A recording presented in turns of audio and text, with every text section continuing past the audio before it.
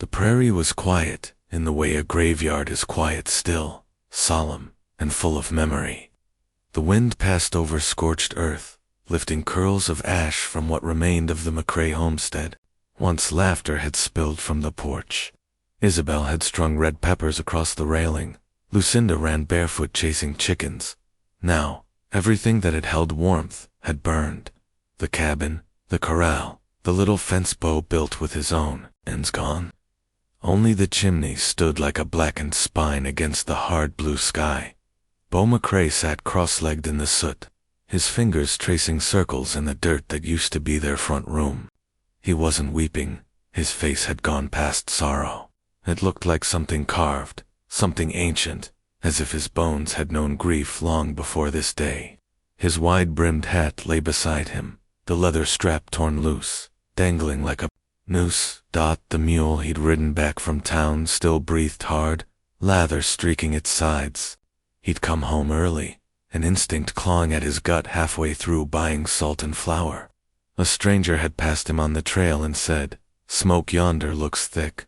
That was all. Bo had turned his horse like a man possessed. Now he knelt in that silence, eyes locked onto shapes in the rubble. One small, one curled around it. Lucinda's tin horse, the one she tucked under her pillow, half melted in the ash. Bo reached for it, and the metal scalded his palm, but he didn't flinch. He cradled it anyway, pressing it to his chest. His lips moved, but no sound came, only a breath, trembling like the final note of a lullaby. Behind him, the wind whistled through the broken sycamore, where Isabel once tied scraps of colored fabric to mark blessings. They fluttered now like ghosts in mourning. The neighbors would not come, he knew that. No one would ride up offering help, or condolences, or justice. Not for him. Not for a woman like Isabel, who spoke Spanish when angry and dared to look white men in the eye. Not for a child who had her mother's golden skin. And not for Bo, who, once upon a time, had been feared in 5 territories under the name the Widowmaker. He'd tried to bury that name, that man. Left the work of killing behind. Bought a patch of land with gold stained by blood. Planted corn with his own hands. Married a woman who made him believe a man could be born again. But the West never forgets, and it never forgives love that doesn't look the way it ought to. The sheriff wouldn't ride out. He'd come later, slow, after it was safe. After he could say, tragic accident, maybe a cooking fire, or a lightning strike. Bo had seen the truth before the flames even cooled. The barn door was splintered from a boot. The well had been fouled with dead hens. This wasn't chance. This was a message. The Hartleys. Of course it was them. Jed Hartley had taken a shine to Isabel 2 years back at the church picnic, before Bo put a stop to it. Jed had never forgiven being told no in front of a woman like that. Then last week, one of his steers turned up dead on Bo's land, and even though Isabel had tried to smooth things, the talk had begun. Town whispers, harsh looks at the general store, doors closing as she walked by. Now this. He buried them that night, under the sycamore tree, his fingers bleeding where the spade slipped in the rocky soil. He didn't mark the graves with Lucinda's scarf tied around the lowest branch. The same scarf she wore the first time she said, "Papa, I caught a frog for you." He stayed the whole night at their feet, kneeling, listening, for a sound, for a sign, for something. But the stars were mute, and the coyotes didn't even cry. Come morning, he walked to the edge of the ridge, where the land dropped into canyon shadow. There, under a pile of flat rocks, lay a cedar chest he hadn't opened in 5 years, not since the day he married Isabel. He dragged it out, fingers numb, heart like stone.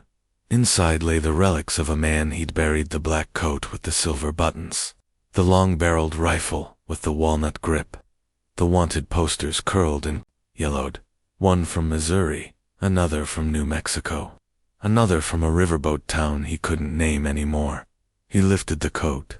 It smelled of dust and old sign. It smelled like the man he used to be. Then he stood, letting the wind carry away the last warmth from his skin. Beau McCrae was dead. Only the Widowmaker remained. When he walked into town 3 days later, the air changed. Dogs stopped barking. Boots shuffled nervously. He didn't speak, didn't meet eyes. Just walked with the rifle slung over his shoulder and his hat pulled low. Some recognized him. Most didn't. Time and peace had gentled the lines on his face. But his silence spoke louder than gunfire ever had. At the edge of the general store porch, an old man whispered, "Ain't that McCrae?" Someone else muttered, "Not no more." He tied his mule outside the saloon. The doors creaked open as he stepped in, and a hush fell. Inside sat Jed Hartley, laughing with his brothers.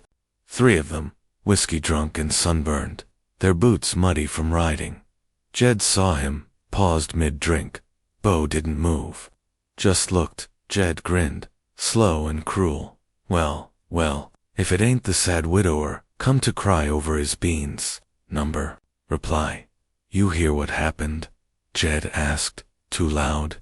Tragic fire. Reckon they shouldn't have played with matches. A chuckle from the others. Beau stepped forward once, just one step. Jed flinched, and Beau stopped, tilted his head, eyes calm as dusk. Then he turned, walked back out into the sun, leaving only silence behind him. He didn't go to the sheriff, didn't write a letter to the governor, didn't plead or rage. Instead, he went to the church. It was empty, except for Sister June sweeping the floor. She froze when she saw him, the broom catching on a nail.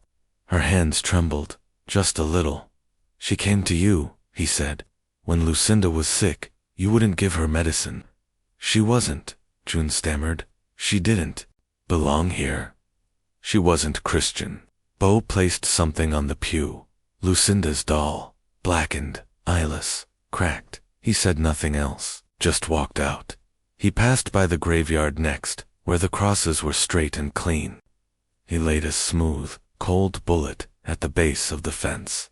The message was not loud, but it was clear. That night, a storm began to gather beyond the ridge.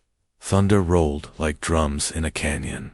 The prairie winds picked up, whispering secrets only the damned could understand.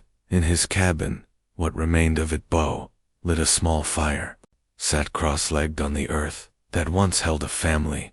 He unscrewed the rifle's barrel, polished it slow. The metal gleamed like moonlight on a blade. Tomorrow would come, and with it, choices. He didn't know yet whether he would kill Jed Hartley, but he knew this. He would make the town remember who he was, and they would remember who she had been.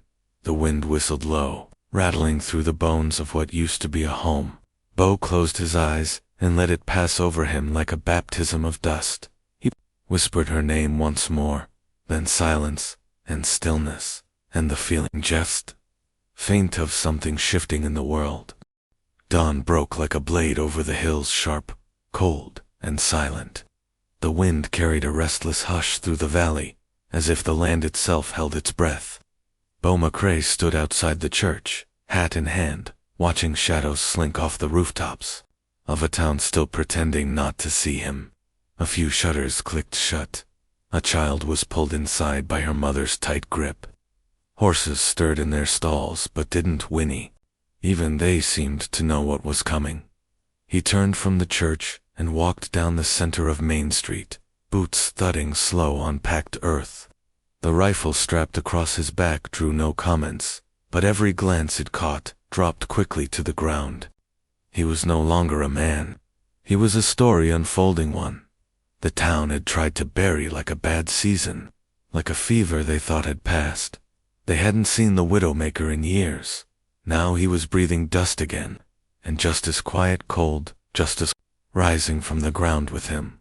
The saloon was still closed, shutters drawn, but the scent of tobacco and sour whiskey lingered in the air. He didn't pause, didn't need to. Jed Hartley wouldn't hide. Men like Jed don't believe in consequences. Beau passed the livery, where young Tom Bell watched from under a horse's flank, eyes wide. He'd been a boy when Isabel brought him soup after his mother died. Now he couldn't even offer a nod, not to the man who'd buried her. It was the schoolhouse where Bo finally stopped. He didn't knock. He walked in slow. Sister June looked up from her desk, chalk dust clinging to her sleeves. Children were gone. It was too early, but her ledger lay open, attendance columns neat and rigid. She rose. "You shouldn't be here." Bo said nothing. She swallowed.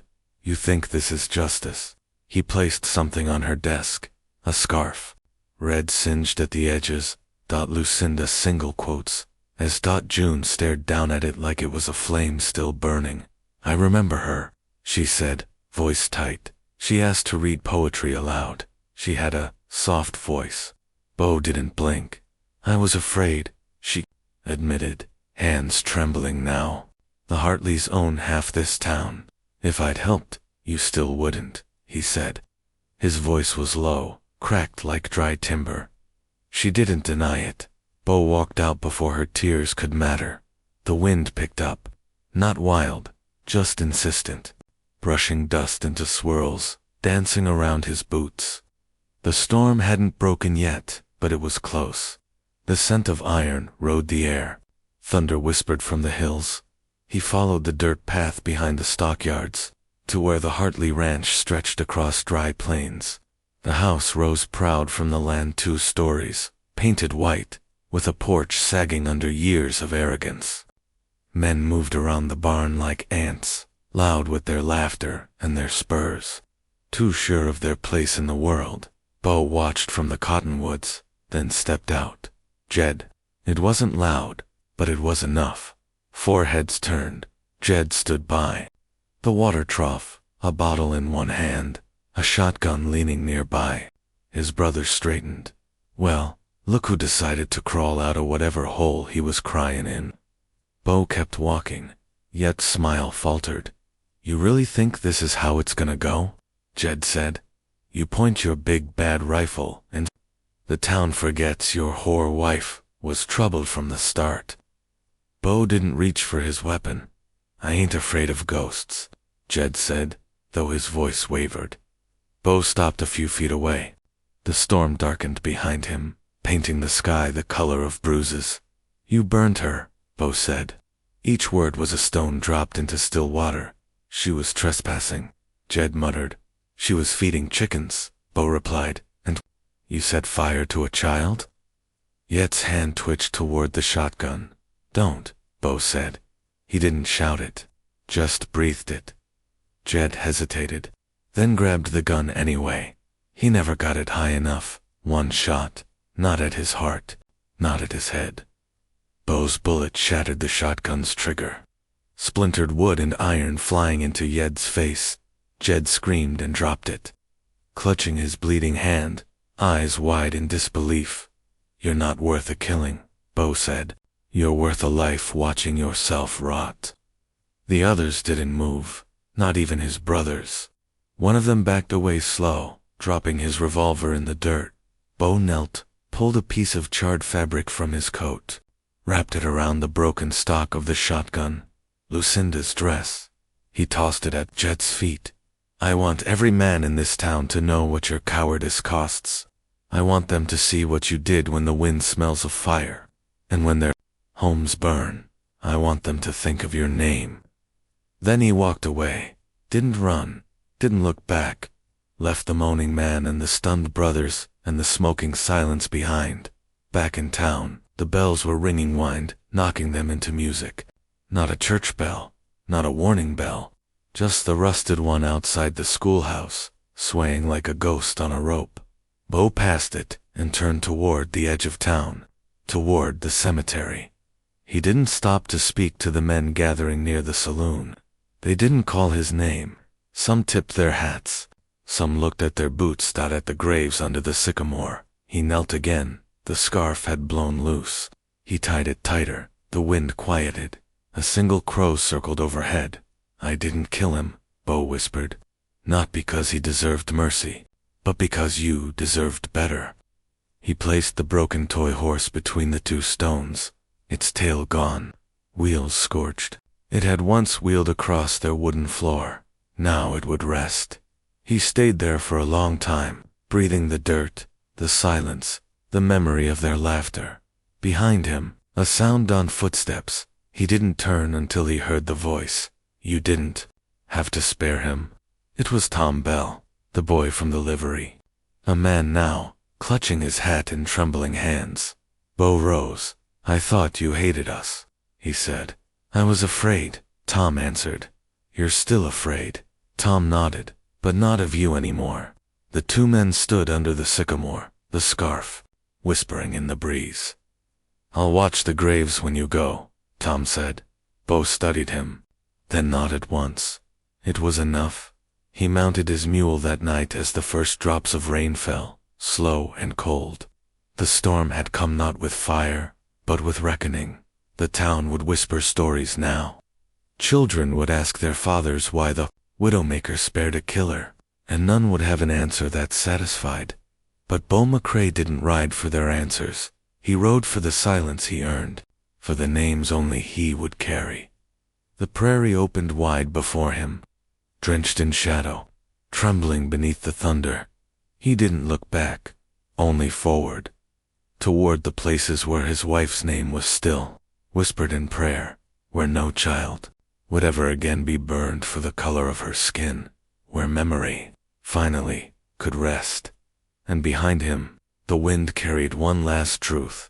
The sharpest blade is the one that chooses not to cut.